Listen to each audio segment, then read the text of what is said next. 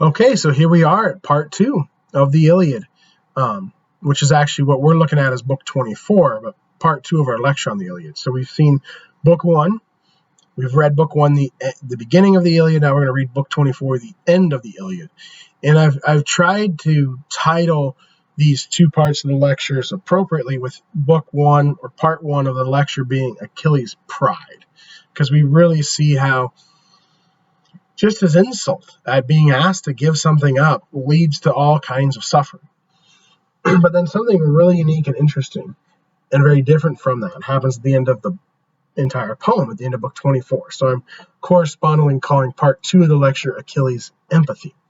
So here we're going to look at those same 4 themes and how they've changed and developed over the course of the Iliad, because the way they play out might seem a little bit different at the end. How Achilles has grown as a character, and how all of these things, the growth and changing of our themes, the growth and changing of Achilles' character, how all that relates to this overall question for lesson 2 of how do we relate to other people in the best way possible to have the most productive society, because we see a society of dysfunction in book 1 of the Iliad. And this will be a fairly short lecture. This part 2, we're just going to look at one quote from book 24 of the Iliad, and then we'll look at the learning questions for part 2. The reason being that I gave you a lot of historical background with the Iliad, which I think is crucial to understanding the text. And then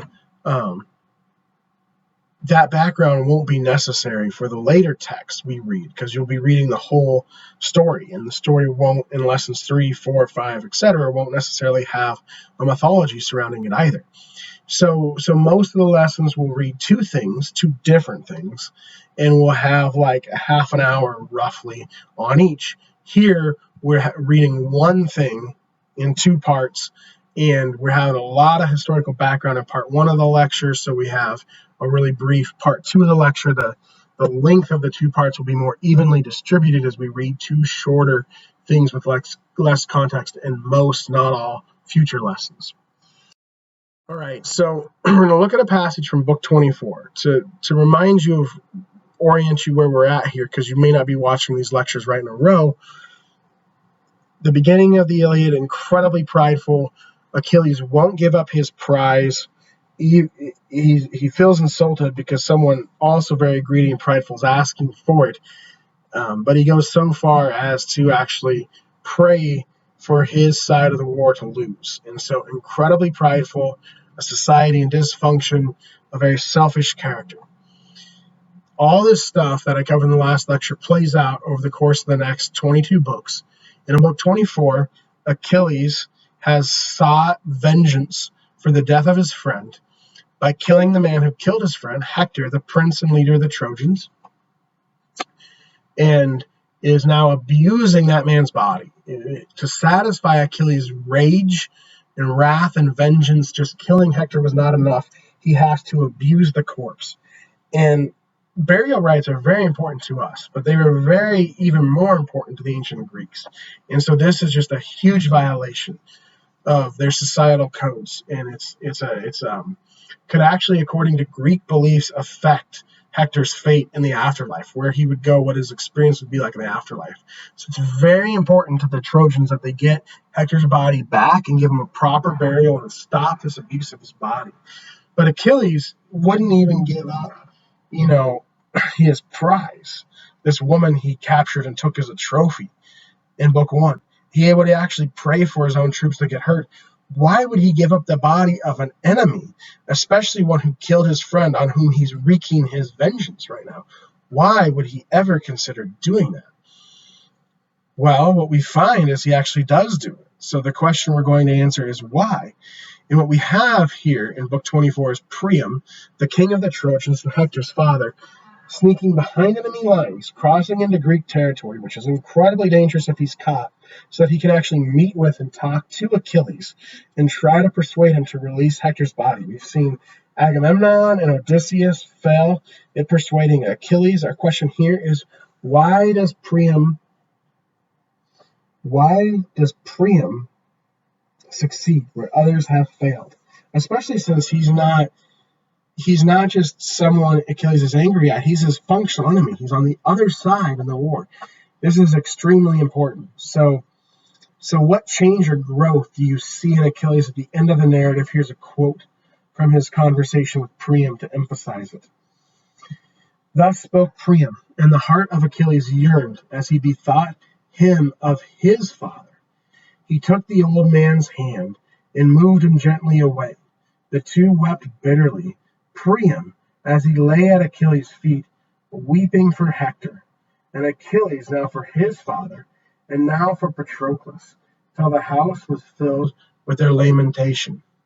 But when Achilles was now sated with grief, and had unburthened the bitterness of his sorrow, he left his seat, and raised the old man by the hand, in pity for his white hair and beard. Then he said, Unhappy man, you have indeed been greatly daring. How could you venture to come alone to the ships of the Achaeans, and enter the presence of him who has slain so many of your brave sons? So, just to clarify real quickly before we unpack all the beautiful language here, the Achaeans are the specific portion of the Greeks who are fighting here with Achilles and Agamemnon. So Achaeans there basically means Greeks. But more importantly, what's this quote about? Well, I picked the Iliad for a number of reasons. I think it really speaks to human relationships. I think understanding how to relate to others is more important now than it's ever been, and it's always been very important. And I think catharsis is really important to our class. And in our article we read on catharsis last time, it actually used this scene from the Iliad as its primary example. And so I wanted you to see that fleshed out. And here you have it. And this is what we have. Is Achilles is just so taken aback, stupefied, you could say, at what Priam is risking here. I mean, one, he's saying, you've been greatly daring. You venture to come alone to the ships of your enemies. So one, Priam has taken a huge risk to his own life. So whatever he's after is incredibly important. That stops Achilles in his tracks. No one up to this point in the Iliad has taken a risk the way Priam has taken a risk here. And taking risks stands out to people. So he gets Achilles' attention. But then moreover, what is the bigger thing that gets Achilles' attention even more so is he comes here, and like in the picture we just saw at the start of the lecture, he kisses Achilles' hands. This is the man who has slain his sons. He's killed Priam's son, Hector. And when Achilles lost someone close, Patroclus, he didn't go and kiss Hector's hands. He slayed Hector and has since been abusing his body. So first Achilles is taken aback, surprised by the risk Priam takes, and then he's even more surprised, shocked by the affection Priam shows him. This is stunning. And it's a brilliant strategy on Priam's part because he's saying, I care so much about my son's body, care so much about my son, that I'm willing to kiss the hands of my enemy. He's not seeking vengeance here. He's trying to redeem Hector and Achilles in a way. And so instead of showing Achilles hate or rage, he's showing him affection. Maybe even you could argue potentially forgiveness. And this is the opposite of everything Achilles has seen so far. Remember, as prideful as Achilles has been, his opponents have been just as prideful, or close to it at least, like Agamemnon, right? Agamemnon and Achilles are essentially doing the same thing to each other in Book 1. Here, Priam is doing something very different to Achilles than Achilles has ever seen anyone do. Because, like I said, the issue is that people aren't willing to say, someone's needs matter more than my own, so I'm going to set aside my needs to help them. Achilles and Agamemnon couldn't do that. Priam does that here. He says Hector's needs, where he's at in the afterlife, is more important than my life, more important than my pride. He's giving up his pride by kissing the hands of his enemies. And perhaps he's even thinking he might be able to help Achilles, who clearly has a raging, aching heart here as well. And so Achilles is stunned. And what Priam says just before this says, thus spoke Priam in the heart of Achilles yearned as he bethought him of his father. Priam said, think of your own father. And so something wondrous or magical, like the article from last time said, happens here, where Achilles no longer thinks of Priam as the enemy. He thinks of Priam as a father. Who he is, not what country or what side of the war he comes from. He thinks of him as a father, first and foremost. That's the change that happens here. And once he thinks of this man as his father, everything changes because he thinks of his own father. He's going to die in this war. He knows it. That's the prophecy, just like Oedipus knew his fate. He's probably not going to see his father again until the afterlife. His father is going to be weeping for his son, just as Priam is weeping for his son now. So the beautiful, wondrous, magical thing that happens here is Achilles is able to think of someone as a father instead of as his enemy. And he's able to set his pride, his needs, his desire for vengeance aside and say, yes, you can have your son's body back. Take it, please. And so we see what we have to do to relate to other people, to answer our question. To provide one answer to a complicated question is to set aside our own wants, needs, and desires, and to think of a person as a person, not as our enemy. Our country is very divided right now. There's racial tension. There's Democrats and Republicans are more divided than they've ever been. So instead of seeing this person as a Democrat or as a Republican, see this person as another person. Maybe they're a father. Maybe they're a mother. Maybe they're a sister. Maybe they're a brother. Maybe they're a son. Maybe they're a daughter. But see them as a person. And take off your shoes and put on their shoes, and walk a mile in them. And say, what are their needs, wants, and desires? And how could me giving up something of mine, like the right to vengeance here in this story, help that other person by helping them gain something that filters out and distills out in a way that is better for the society as a whole? And so I think we have a beautiful picture here between Achilles and Priam, at least, just the two of them, that illustrates the hope we can have if we can relinquish our pride and see people as people, not as our enemies. But those are my thoughts, and those are just some of the thoughts that are possible. So now, as always, I want to hear your thoughts. So we're going to go through our 4 themes, correspondingly 4 questions. Our first question was ethos, Achilles' character. Compare and contrast the Achilles we saw at the end of Book 1 with the Achilles we now see at the end of the Iliad. What similarities and differences stand out to you?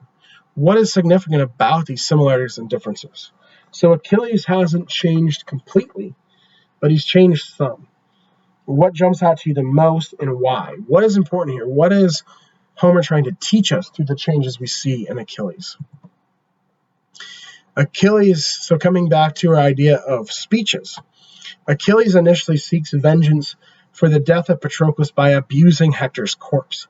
However, Priam eventually convinces Achilles to release Hector's body so that the Trojans can bury Hector properly.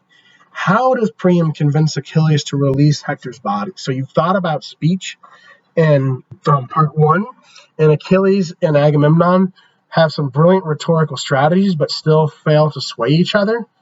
How is Priam successful with his speech in Book 24, where Achilles and Agamemnon were not successful with their speeches in Book 1?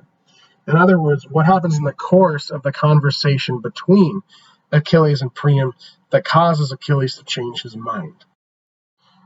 Thirdly, we talked about rage as the driving force, right? The first word of the text is rage. Achilles' rage we see when he is insulted in Book 1. Here we see him carrying out his rage on Hector's body.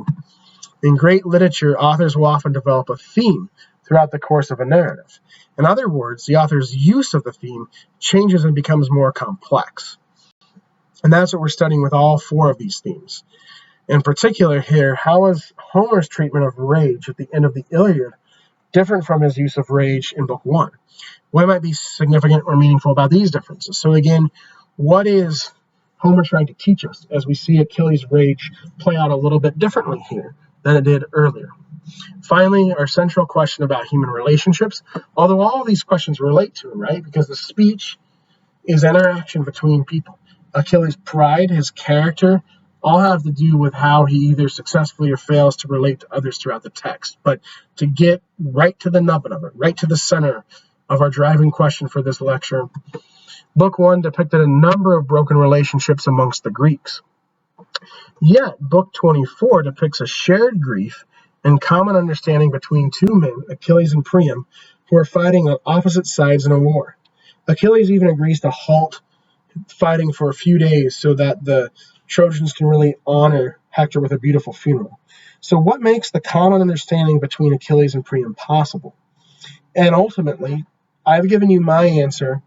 Our goal is not to definitively answer a question, but to grapple with it better. So there are lots of answers. So now I want to hear your answers.